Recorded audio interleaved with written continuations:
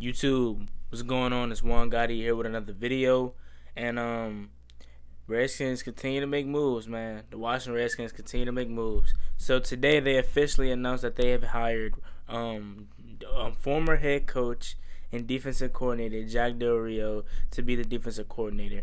Now, it said that Ron Rivera is the one that make because he's the head coach, so he essentially assembles his coaching staff. So he's the one that hired Jack Del Rio to the coaching staff.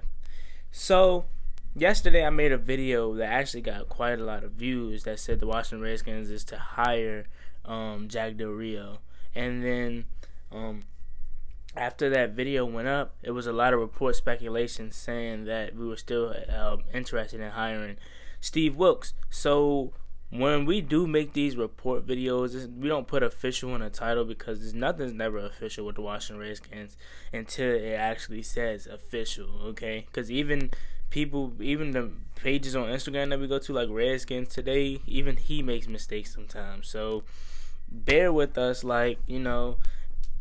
when the video says official, that's when it's official, okay? Anyways, so the Washington Redskins continue to make moves, and they go out and hire former Panthers head coach Jack Del Rio, and I think it's a good move, especially for our defense, man, because we're switching to the 4-3. I already went over his resume in my last video, his track record in my last video, so go check that out if you want to know. If you want to get a deep dive into who Jack Del Rio is as far as the football coach. So I think it's a good move for our defense, only because we're going to be changing from a 3-4 to a 4-3, and that's where most of our players on this team, that's where they thrive at the most. Like, let me start with Monte Nicholson. Monte Nicholson, when he's asked to cover a whole side of the field, like Greg Minuski was doing with him and DJ Swearinger. It was worse last year, but when we had DJ Swearinger here, he asked DJ Swearinger, DJ, you got the right side and I got the left side. That's how they was playing. And that's when Monte Nicholson, that's why he's not good. I don't want to say he's not good because he does show flashes, but that's where he lacks at. That's when he gets exposed, and that's not his fault. That's coaching right there. The coach's job is to know what their players are best at and put them out there to do strictly that. So, this is what Monte Nicholson is. Monte Nicholson is strictly a single high safety, and that's why he's good for cover one.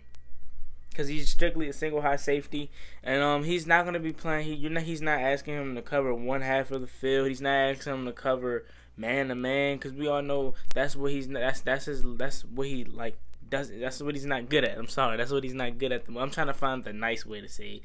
So yeah, we're gonna be playing a lot of cover one with this 4-3 defense. We our edge rushers with Ryan Kerrigan, and if we keep Ryan Kerrigan, Montez Sweat, and Chase Young, that's nasty, man. That's nasty.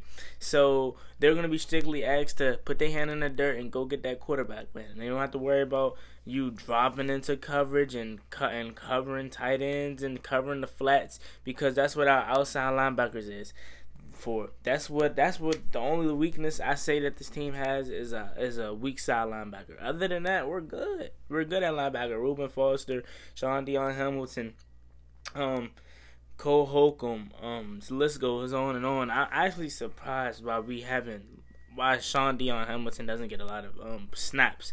I know he's hurt, but when he's not hurt, bro, I feel like he's out. No, did I say Sean Dion Hamilton? I'm talking about Josh Harvey Clemens. My bad. I know Josh Harvey Clemens has been hurt, but I feel like he deserves more playing time, because he's fast, man. He's not a big linebacker. He's more of a safety body, if you know what I mean. He's not really big, he's small, and he's fast. So you can ask Sean Dion Hamilton and Josh Harvey Clemens, players like that, to fill the hole and sniff out the pitch, sniff out the run to the outside, sniff out the running back going to the flats. That's not for Ryan Kerrigan and Montez Sweat and Chase Young to do. Yes, they're asked to seal the edge, especially when it's a run, but you can't expect them to rush back out and then go cover the running back. The running back is already going to have an edge on them. like as far as the passing game. So that's what's so good about the 4-3, because we'll have our linebackers covering that.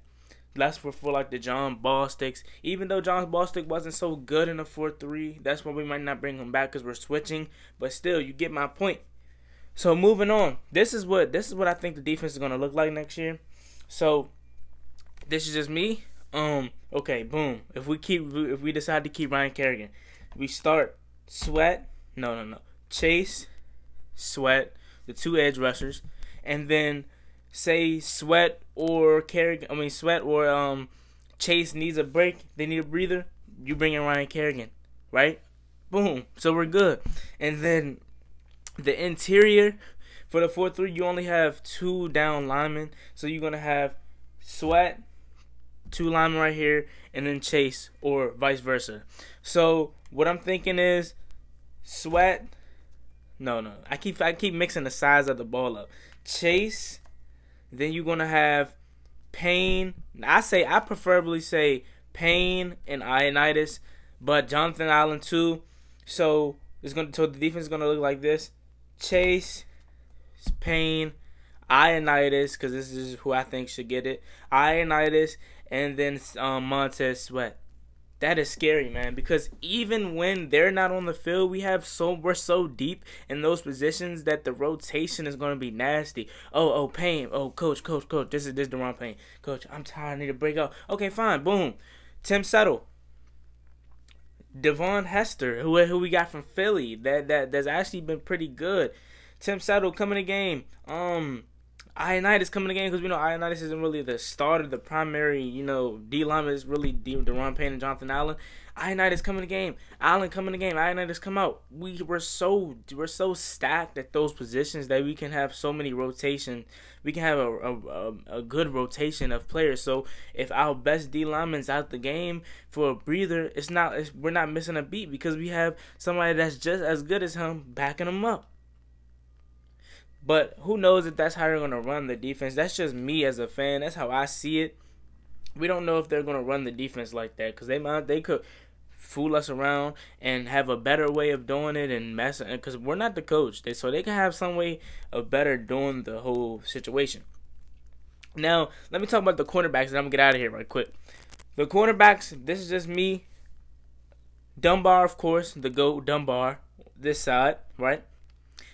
Fabian Monroe on the other side, and guard or free agency and get Kendall Fuller. I don't know if Kendall Fuller is the only slot corner available that's really good, but that's just who I hear them name the most. So get him, and then have Jimmy Moreland in the backup role. Or if y'all don't address the slot and free agency, draft one. Or even if y'all don't draft one, we got Moreland. So we're good, man. So, but that's just what I think. A lot of people want us to draft a corner, man. But I'm like, yeah, draft a corner for depth. But my starters is gonna be Dunbar and Monroe. You see him when Fabian's on the outside. You see what he do. You see what he do when he's on the outside. But when you put him in the slot, that's where he struggle at the most. Because when you're in the slot as a corner, you don't have that much. You don't have that much space that the wide receiver in the slot has. So that's what most people that aren't slot corners struggle at.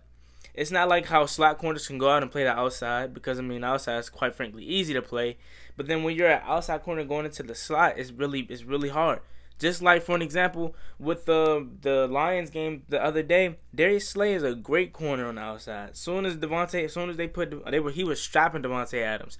Soon as they put Devontae Adams in the slot, Devontae Adams started to eat Darius Slay up. So that's just an example right there. So, yeah, man. Let me know what you guys think down below. Let me know if y'all agree with how I set up the defense. Let me know what y'all think. Always just give me some feedback, man. Let's talk about it.